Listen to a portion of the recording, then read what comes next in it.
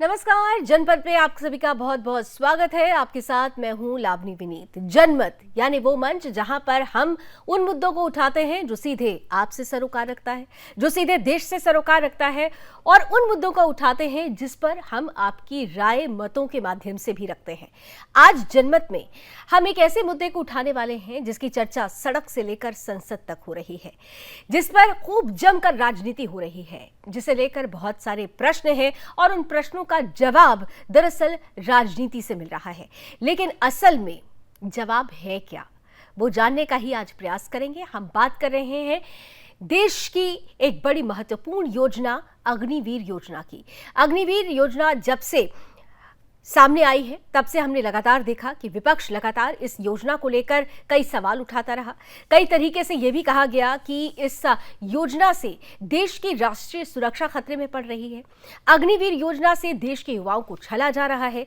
अग्निवीर योजना को खत्म कर दिया जाना चाहिए। ये तमाम प्रश्न आपने देखे होंगे कि इन दिनों संसद में भी गूंजे। लेकिन क्या ऐसा होना चाहिए? क्या वाकई जो अग्निवीर योजना है उसे लेकर विपक्ष जो परसेप्शन बनाने का प्रयास कर रहा है वो उसकी हकीकत है, या फिर हकीकत सच्चाई इससे बिल्कुल अलग है? ये सब कुछ आइए जानने का प्रयास करते हैं। आज मेरे साथ जनमत में बहुत खास मेहमान हैं, बहुत खास अतिथि हैं। स्वागत करते हैं हमारे साथ लद्दाख के lieutenant governor BD Mishra ji जुड़ रहे हैं। बीडी जी, बहुत बहुत स्वागत है आपका।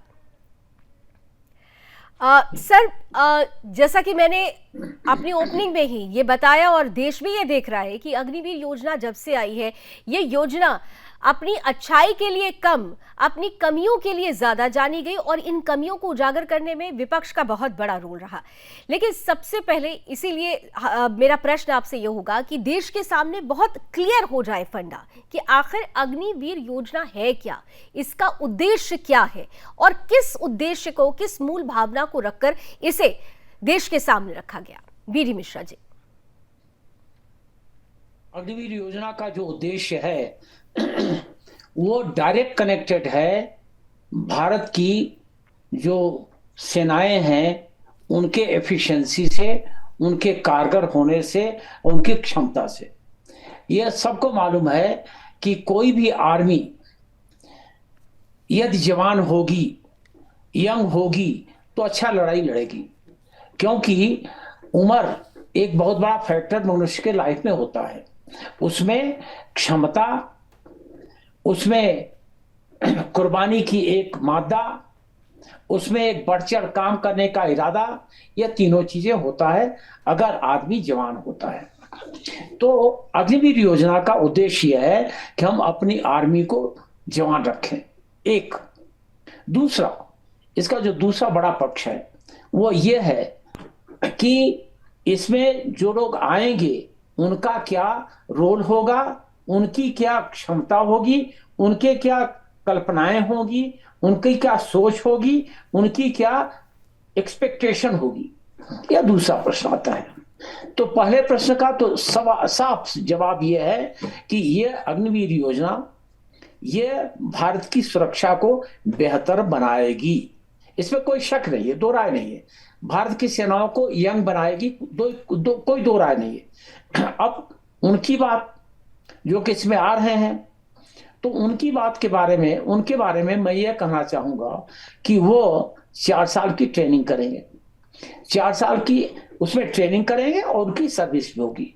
जब वो 4 साल के बाद जाएंगे तो उनके लिए तमाम सुविधाएं आज मुहैया हो रही हैं जो कि उनको एम्प्लॉयमेंट देंगी। अब अगर मैं आपको बताऊं कि वो क्या है, तो उसमें जो क्वांटिफाइड रिजर्वेशन है वो ये है कि मिनिस्ट्री ऑफ होम अफेयर्स में 10%, मिनिस्ट्री ऑफ रेलवे में पे लेवल 1 10%, पे लेवल 2 5%, रेलवे पुलिस फोर्स 10%। उसके बाद ministry of defence, PSUs and coast guard 10%। उसके बाद मिनिस्ट्री ऑफ सिविल एविएशन, उसमें junior assistant 10%, non core functions of private security agency 10%। तो टोटल ये जो बनता है यह काफी ज्यादा बनता है, और इसमें तमाम लोग एब्जॉर्ब भी होंगे। मैं आपको एक बात बताना चाहता हूं, जब योजना शुरू हुई थी तो मैं गवर्नर था अरुणाचल प्रदेश का। जी। और उस वक्त तमाम ऐसी घटनाएं हुई जिससे कि मुझे थोड़ा सदमा पहुंचा। लोगों ने अग्निवीर के खिलाफत में ट्रेन जला दी, गाड़ियां जला दी, पोस्ट ऑफिस जला दिया, सरकारी घर जला दिए, और ऐसी ऐसी बातें हुई जो कि एक सभ्य देश में नहीं होनी चाहिए थी। तो मैं सोचा कि मैं जरा चेक करूं कि भविष्य के लिए जो अग्निवीर हैं उनके भविष्य के लिए हमारी सरकारें क्या सोचती हैं। तो उस वक्त उत्तर पूर्व के राज्यों में उत्तर पूर्व के एरिया में 8 राज्य थे। मैंने 8 राज्यों के चीफ मिनिस्टरों से बात किया।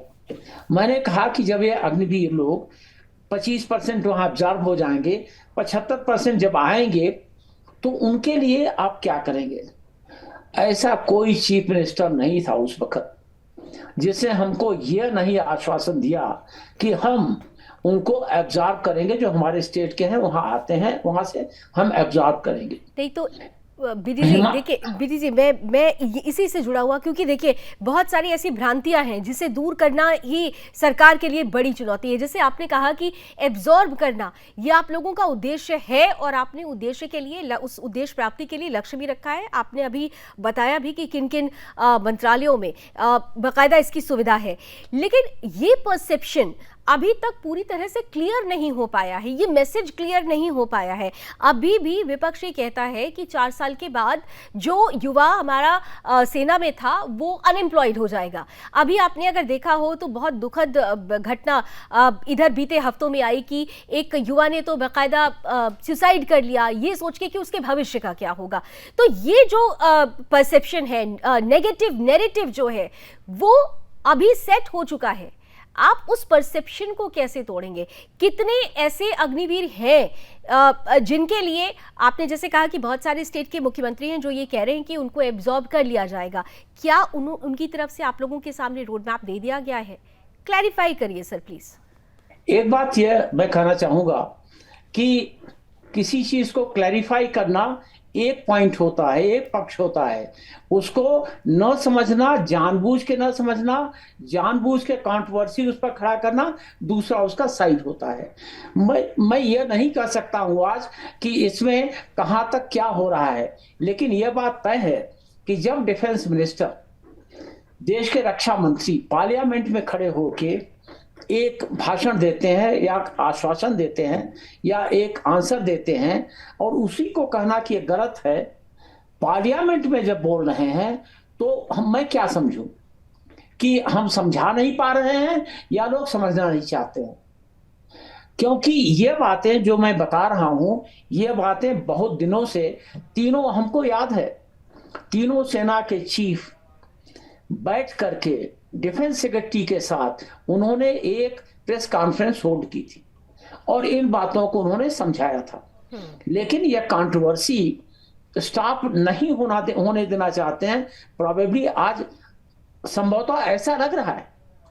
तो क्लैरिफिकेशन कहीं पर कमी है नहीं, क्योंकि आज के दिन में इंफॉर्मेशन इतना ज्यादा है कि कोई भी चीज छुपाई नहीं जा सकती है और कोई चीज छुपी नहीं रह सकती है। तो आज हम ये कहें कि ये कैसे समझाएं, लोग समझ क्यों नहीं रहे हैं, ये दोनों अलग बातें हैं। क्योंकि जब यह शुरू हुआ था उस वक्त ट्रेन जलाने का तो कोई मुद्दा था नहीं, रीजन नहीं था। लोगों को सड़क पर गाड़ी, उनके शीशे तोड़ने का नहीं था, पोस्ट ऑफिस जलाने का कोई नहीं था। तो ये मैं इसमें नहीं मैं इंडल्ज होना चाहता हूं। लेकिन मैं एक बात और बताना चाहता हूं कि ये जो अग्निवीर का जो ये प्रोग्राम है, इसके बारे में जो लोग अग्निवीर हैं, मेरा आर्मी से अभी तक कांटेक्ट है। हालांकि मैं 1995 में रिटायर हुआ था, लेकिन अभी भी मेरा बहुत अच्छा कांटेक्ट है। मैं आर्मी जहां पर मैंने बटालियन कमांड किया था, जब मेरा कमीशन हुआ था, वहां मैं जाता रहता हूं। हर ऑफिसर, जवान से लेकर के हम लेफ्टिनेंट जनरल तक और जनरल तक मैं मिलता रहता हूं। अभी उनका जो इनपुट हमको आता है और जो मैंने खुद देखा है वो मैं बताना चाहता हूं आपको जी। तो उसमें मैं ये कहना चाहता हूं कि मैं भी हाल में थोड़े दिन पहले मैं 7 मद्रास बटालियन में गया था। इस बटालियन को मैंने कमांड किया था 1978 से लेकर के 1981 तक। तो जब मैं वहां गया, किसी पलटन में मैं जाता हूं तो मैं कहता हूं भाई मैं 5 वहां पर लोगों को, पलटन के लोगों को जो अच्छा काम करते हैं मैं प्राइज दूंगा और स्टेज पर बुला के प्राइज दूंगा। तो जब इस बार मैं गया तो उन 5 लोगों में से एक लड़का अग्निवीर का था, जबकि वो पॉपुलेशन में 1/5 भी नहीं है, वो भी अवार्ड में आया।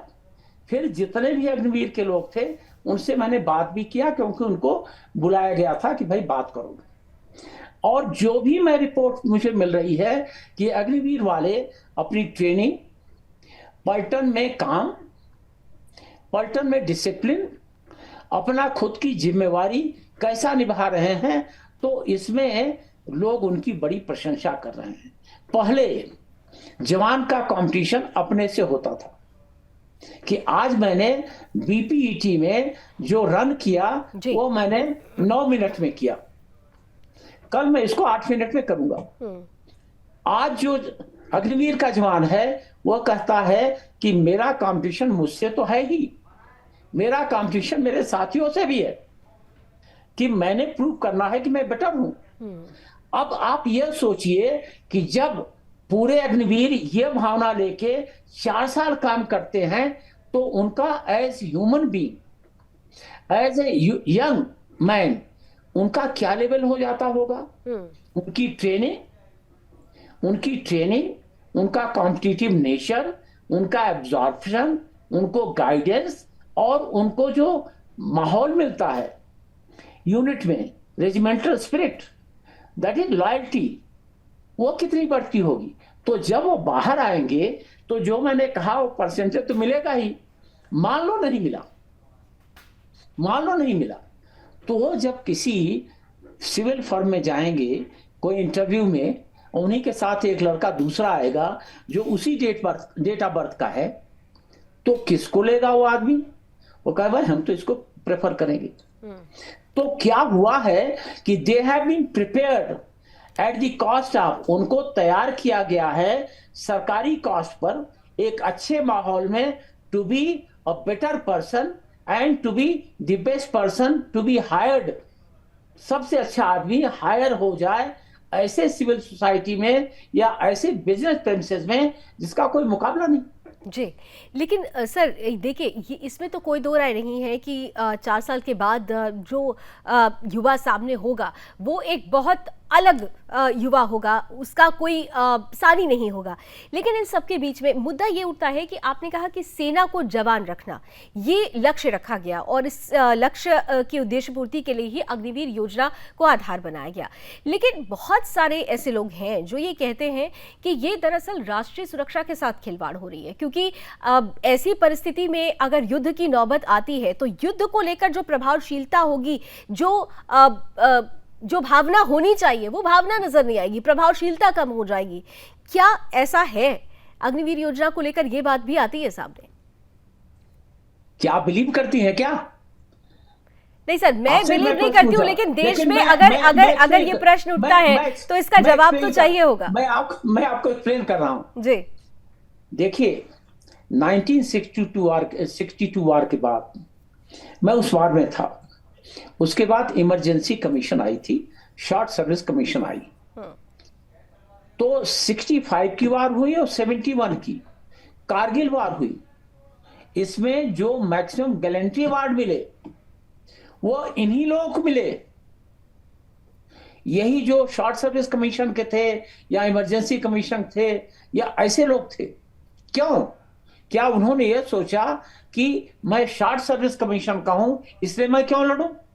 ये कहने वाली बात हमको बड़ी आश्चर्यजनक लगती है, क्योंकि वो आदमी जो है 4 साल तक, 3 साल तक उसने, या 2 साल तक जिस माहौल में वो रहा है और उसको राष्ट्रीयता उसके कूट कूट भर दी गई है, और वो देखता है कि हमारा बड़ा भाई हमसे सीनियर लांस नायक या हमारा कैप्टन जो हमसे 3 साल की नौकरी वाला ही है, वो भी लड़ाई में आगे सीना खोल के जा रहा है। उसके दिमाग में यह बात नहीं आएगी। यह दिमाग में बात आती है खुराफातियों के, जो इसको अपोज करना चाहते हैं। और ये बात वो कहते हैं क्योंकि वो कभी आर्मी के बारे में उनको शायद इत्तला नहीं है, न तो जानने की कोशिश की, और अगर जानते भी हैं तो भी इसलिए कहते हैं क्योंकि ये उनको सूट करता है पॉलिटिक्स। तो आप ये मान के चलिए कि ये जो भावना है, मैं तो ये कहता हूं कि मैं लद्दाख में हूं और मैं इसके पहले अरुणाचल प्रदेश में था। वहां पर और यहां पर सिविलियन अपने पीठ पर एम्यूनिशन लेके फौजियों के साथ गए, उसमें कई कैजुअलिटी हो गए। और जब मैं अरुणाचल में था तो हमको एक बुढ़े आदमी ने अपनी पीठ दिखाई जिस पर उसके काले काले धब्बे थे। उसने कहा कि ये एम्यूनिशन बॉक्स ले जाते हुए ये हमारा चमड़ा छिल गया था। तो जब ये भावना आती है तो मेरे ख्याल से जो ये लोग कह रहे हैं कि वह क्या सोचेगा, शायद ये उन लोगों की कमी है, राष्ट्रीयता की उन लोगों में कमी है जो ऐसी बातें कर रहे हैं। अग्निवीर में कमी नहीं है जी। ये बड़े अफसोस की बात है। और ये हमको जो तटस्थ लोग हैं, आपको जैसे लोग, आप लोग बिल्कुल न्यूट्रल हैं, आप वास्तविकता जानना चाहते हैं और कहना चाहते हैं, तो आपको यह समझना पड़ेगा और कहना पड़ेगा कि भाई रियलिटी तो कुछ और है, कहा कुछ और जा रहा है। और रियलिटी यह है कि अग्निवीर के जितने लोग हैं ये योद्धा हैं।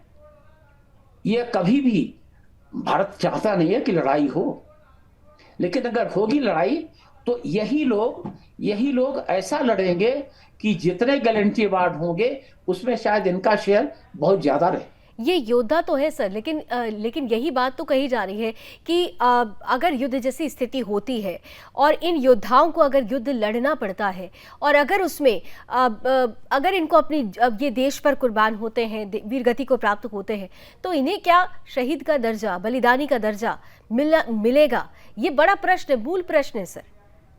ऐसा है कि इसमें ये basic casualty bona fide military duty पर है, फिजिकल कैजुअलिटी जो कि बोनाफाइड ड्यूटी पर नहीं है, और जो वो कैजुअलिटीज है जो कि वार में होगी। सबके लिए निश्चित है कि क्या किसको मिलेगा। इन लोगों को वही पैसे मिलेंगे जो कि एक सोल्जर को मिलते हैं, और कुछ जगह पर इनको ज्यादा मिलेंगे। जैसे इंश्योरेंस में इनसे पैसे नहीं काटे जा रहे हैं, लेकिन इनको पूरा इंश्योरेंस मिलेगा। सिर्फ इसमें एक ही चीज इनको नहीं है, क्योंकि इनकी पेंशनेबल सर्विस नहीं है, इसलिए इनको पेंशन नहीं मिलेगी, लेकिन बाकी सब चीजें इनको मिलेंगी। ऐसी कोई चीज नहीं है जो इनको ना मिले। शहीद का दर्जा मिलेगा सर? शहीद का दर्जा मिलेगा, जिसे लेकर सवाल खड़ा हो रहा है, क्या वो दर्जा मिलेगा? देखिए एक बात बताऊं जी, शहीद का दर्जा तो उन लोगों को भी मिल रहा है जो कि सिविलियन है, वार फ्रंट पर गए हैं। तो ये जो एक शहीद का दर्जा है, इनका नाम भी लिखा जाएगा जो शहीद स्मारक है, उन पर इनका नाम अंकित होगा। शहीद स्मारक पर बाकायदे इनका नाम होगा, स्वयं सो। उसमें यह नहीं लिखा होगा कि अग्निवीर थे, डिफरेंस नहीं किया जाएगा कि अग्निवीर थे या रेगुलर सोल्जर थे, ये शहीद हुए हैं। तो ये जितने भ्रम उठाए जा रहे हैं, मैं समझता हूं कि ये भ्रम मिथ्या है, लेकिन भ्रमों की उठाने की कोई कमी नहीं है लोगों की, और न तो कोई लिमिटेशन है, इनकी हदबंदी भी नहीं है। ये उठाए जाते रहेंगे, आप कुछ भी करें, लेकिन तथ्य समझने के लिए इनको ओपन माइंड रखने की जरूरत है, और वो चूंकि ओपन माइंड नहीं है इसलिए बातें हमेशा आ रही हैं। जी, बहरहाल जो जिस तरीके की बातें हो रही है, क्योंकि युवाओं को जोड़ना है अग्निवीर में, इसलिए युवाओं के मन में बहुत सारे प्रश्न होते हैं सर। प्रश्न ये भी होता है कि एक अंतर क्या है, क्योंकि अग्निवीर योजना को लेकर भर्तियां हो रही हैं, ट्रेनिंग भी हो रही है, उस ट्रेनिंग से जुड़ा हुआ प्रश्न भी मैं आपसे आगे करूंगी, लेकिन उससे पहले जो ज़ील हुआ करता था सेना को लेकर, वो ज़ील थोड़ा सा कम हुआ है, क्योंकि युवा शायद वो बात नहीं समझ पा रहे हैं जो अभी आप समझाने का प्रयास कर रहे हैं। आप ये कैसे कह रही हैं कि जील कम हुआ है? मैं तो यूनिट में जा रहा हूं, वहां पर मैंने अभी उदाहरण दिया आपको जी। कि मैंने इन लोगों को देखा। और जब मैंने पूछा कि भाई तुम लोग पलटन के लिए हर मुश्किल में, क्योंकि हमारी पलटन जा रही थी हाई एल्टीट्यूड में, तो मैंने कहा कि पलटन के लिए हाई एल्टीट्यूड में जा रहे हो और हमारे से मद्रासी सोल्जर हैं, कहाँ के? तमिलनाडु के, केरला के, आंध्र प्रदेश के, कर्नाटका के। तो क्या उस कड़ी व्यवस्था को तैयार हो जूझने के लिए? सबने कहा हाँ, और इतनी आवाज लगाई कि पूरे कैंपस में सुनाई पड़ी। तो सर, हरियाणा तो और पंजाब जैसे राज्यों से जहां से सबसे ज्यादा सेना में भर्तियां हुआ करती थी, जहां वहां की संख्या थोड़ी कम हुई है, वहां पे क्या ये मैसेज नहीं पहुंच पा रहा है? मैं बता रहा हूं आपको, जी। जो ये संख्या कम हुई है आप बता रही हैं अग्निवीर की, आज अल्टरनेटिव्स काफी लोगों के लिए अवेलेबल हैं। लेकिन मैं ये कह रहा हूं कि जैसे हरियाणा है और जैसे राजस्थान है, जैसे पंजाब है, वैसे ही तो तमिलनाडु है, केरल है, वैसे ही कर्नाटका है, वैसे ही आंध्र प्रदेश है, वैसे ही तेलंगाना है। तो हमको तो हमारे यहाँ जो वैकेंसी दी जा रही है, वैकेंसी फुल हो रही है। लेकिन रैलीज भी देखिए आप, रैलीज भी आ रही हैं। तो यह कहना कि चूंकि ये जो अग्निवीर की का जो ये सिस्टम निकला है अग्निपथ का, यह गड़बड़ है, इसलिए है, मैं नहीं मानने को तैयार हूं। यह तो ठीक। भ्रम फैलाया जा रहा है, और यह भ्रम इतना फैलाया गया है आज 2 वर्षों में कि यह युवा को भी कहीं ना कहीं इफेक्ट कर रहा है। इसमें यह भी फैक्टर है, यह फैक्टर बहुत जरूरी है, क्योंकि एक गैर जिम्मेदाराना जितने बयान इस पर हो रहे हैं, बिना सोचे समझे, बिना तथ्यों को जाने हुए, उन पर भी मैं समझता हूं कि एक ऐसा लांछन है कि वो ठीक नहीं है। बिल्कुल, बिना तथ्यों को जाने हुए परसेप्शन बनाने का प्रयास है। मैं इसीलिए हम ये एक्सक्लूसिव इंटरव्यू कर रहे हैं सर, क्योंकि आप सेना के पूर्व अधिकारी भी रह चुके हैं। आप इस योजना को बहुत अच्छे से देश के युवाओं के सामने रख सकते हैं। अब थोड़ा बेसिक पर आते हैं। अग्निवीर योजना, आपने उद्देश्य सामने रखा कि सेना को निरंतर जवान रखना है, लेकिन एक बेसिक अंतर क्या है? जो नियमित सैनिक है और अग्निवीर, इसके बीच में अंतर क्या है? और अग्निवीर के यूएसपी क्या है? देखिए, अग्निवीर आप जानती हैं कि ये एक कॉम्पिटिटिव रिक्रूटमेंट प्रोसेस है। कॉम्पिटिटिव रिक्रूटमेंट प्रोसेस ये हर जगह होता है, और जहां पर कॉम्पिटिटिव रिक्रूटमेंट प्रोसेस नहीं है, जहां पर यह है कि भाई 60 साल तक नौकरी करने हैं, तो वहां पर डेड वोट्स इतने ज्यादा हो जाते हैं कि उसका कोई हदो हिसाब नहीं है। मैं कई जगह गवर्नर रहा हूं, अभी यहाँ पर हूं, मैं तो देखता हूं कि लोगों की परफॉर्मेंस किस तरीके से है। जो कॉम्पिटिटिव परफॉर्मेंस नहीं है, वो बहुत ही लो तरीके से चली जाती है, और यहां पर यह कॉम्पिटिटिव परफॉर्मेंस है, यह सबसे बड़ी बात है। तो मैं ये समझता हूं कि ये जो योजना है सोच समझ के लाई गई है। अब इस पर एक चीज आप और सुन लीजिए कि इंडियन आर्मी में या इंडियन आर्म फोर्सेस में हमेशा से हर स्टेज पर रिव्यू होते हैं, मॉडिफिकेशंस होते हैं, इंप्रूवमेंट होते हैं, बेटर प्रोस्पेक्ट्स लाए जाते हैं, बेटर सिस्टम लाया जाता है। अगर मैं आपको बताऊं कि जब मैं एग्जांपल आपको देता हूं कि इंडियन आर्म फोर्सेस में प्रोग्रेसिव थिंकिंग कितनी है और प्रोग्रेसिव वर्क कितना है। जब मैं सेकंड लेफ्टिनेंट कमीशन मिला था 1961 में, तो उस वक्त मेरी पे 460 रुपए महीने थी। मेरे साथ जो जवान आए थे सेंटर से, यंग सोल्जर, उनकी पे थी 45 रुपीज पर मंथ। रेशियो क्या था कि जवान का 1 था तो अफसर का 11 से जाता था, 11 था। आज के दिन में क्या है? आज के दिन में चूंकि डिस्पाइट, माने इसके अलावा, इसके साथ साथ कि सेकंड लेफ्टिनेंट की रैंक रिमूव हो गई है, अब रेशियो आता है, अगर जवान का 1 है पे, तो जवान का 2 पॉइंट समथिंग है, सॉरी, अगर जवान का 1 है तो अफसर का 2.1 समथिंग है। एक बात। दूसरी बात, ये जो वन रैंक वन पेंशन आई है, इंप्रूवमेंट की बात मैं कर रहा हूं लगातार जी। 2014 के पहले 45 साल तक सभी अफसर, सभी जवान ये कहते रहे कि भाई एक रैंक तो एक पेंशन होनी चाहिए। यह कैसे कि एक रैंक से रिटायर हुआ उसको 100 रुपए पेंशन मिल रही है, और उसके बाद जो रिटायर हो रहा है उसी रैंक में उसको 500 मिल रही है। तो जब मुझे पेंशन मिली तो मेरी पेंशन 1800 रुपए महीने थी। 1993 में, 95 में मैं 2 बार रिटायर हुआ। 1993 फिर हमको 2 साल का एक्सटेंशन मिला, उसी रैंक में आया, उसी जगह आया, उसी रोल में आया, फिर 95 में रिटायर हुआ। तो उस वक्त 1800 रुपए महीने मेरी पेंशन थी। ठीक। मेरे 2 बच्चे पढ़ रहे थे, वो पास कर चुके थे 12th। अब 1800 रुपए में गुजारा करना था। लेकिन जब वन रैंक वन पेंशन आई 2014 के बाद, माननीय नरेंद्र मोदी जी ने प्रॉमिस किया था, उन्होंने दिया।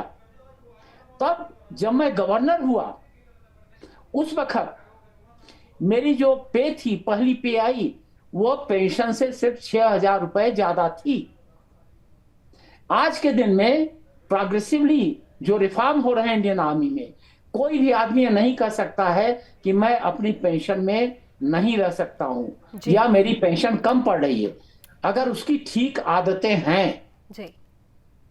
और इसी के साथ साथ जब हम लोगों की पे बढ़ी, हाँ। लेफ्टिनेंट गवर्नर, गवर्नर की पे बढ़ी, तो आज के दिन में भी मेरी पेंशन, हमारे जो आज की पे है उससे 60% से ज्यादा है। पेंशन 50 से ज्यादा नहीं होती है जी। ये प्रोग्रेसिव थिंकिंग है। नहीं सर, लेकिन ये बिल्कुल प्रोग्रेसिव थिंकिंग है, लेकिन अग्निवीर के लिहाज से अगर देखिए ओआरओपी तो डेफिनेटली एक प्रोग्रेसिव थिंकिंग के साथ मैं बात कर रहा हूं जी कि आप ये कैसे कह सकते हैं कि आज का जो शीर्ष नेतृत्व है वो अग्निवीर को भूल जाएगा, अब बाकी सबको याद रखेगा। नहीं, शीर्ष नेतृत्व भूलेगा नहीं, लेकिन बहुत सारे लोग ये कह रहे हैं, खुद आर्मी के अंदर से भी आवाज उठी थी सर, बड़ा महत्वपूर्ण प्रश्न है मेरा, कि पेंशन लोड को कम करने के लिए ये योजना लाई गई। तो जी, इकोनॉमिक्स तो एक एंगल होता है, इकोनॉमिक्स एक एंगल होता है हर चीज में। जब बजट बनता है इंडिया का तो उसमें हर चीज में ये कहते हैं कि भाई इसको शिक्षा को कितना दें, इतना दें, फिर हेल्थ को कितना दें, इतना दें, फिर सड़कों कितना दे, इतना दे।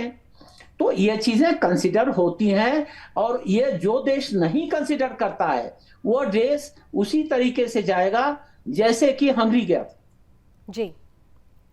वहां पर यह हुआ कि तनख्वाह देने को नहीं रह गया। हमारे कुछ ऐसे स्टेट हैं जहां पर इन्होंने यह नहीं फॉलो किया फार्मूला, तो वहां यह पता लगा तनख्वाह में नहीं मिली टीचर को। ठीक। तो ये कंसिडरेशन, ये विजडम की कंसिडरेशन है, और ये हर जगह, हर देश में, हर कंट्री में, हर फाइनेंस मिनिस्ट्री में ये फॉलो होता है। लेकिन मेन एम ये नहीं था। मेन एम तो यह था कि भाई how to make our army young, अपनी आर्मी को हम कैसे जवान बनाएं।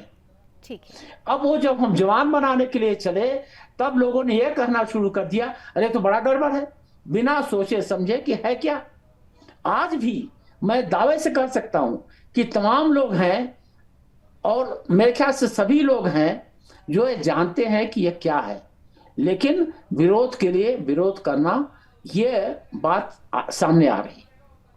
ठीक है, विरोध के लिए विरोध विपक्ष कर रहा है, और लेकिन मुझे लगता है कि लेफ्टिनेंट गवर्नर लद्दाख के बी डी मिश्रा जी हमारे साथ हैं, और उन्होंने जिस तरीके से तमाम जो विरोधी हैं उनको आईना दिखा दिया है। अग्निवीर योजना दरअसल ये वो योजना है जो सेना को केवल जवान नहीं रखती है, बल्कि हमारे युवा को इस तरह से तैयार करती है जो देश के लिए, समाज के लिए एक रत्न बनकर सामने आएगा। और जो तमाम भ्रांतियां हैं उसका बड़ी ही महत्वपूर्ण तरीके से, बखूबी तरीके से बी.डी. मिश्रा जी ने इसका जवाब दिया। Thank you so much sir, आपने हमारे लिए समय निकाला।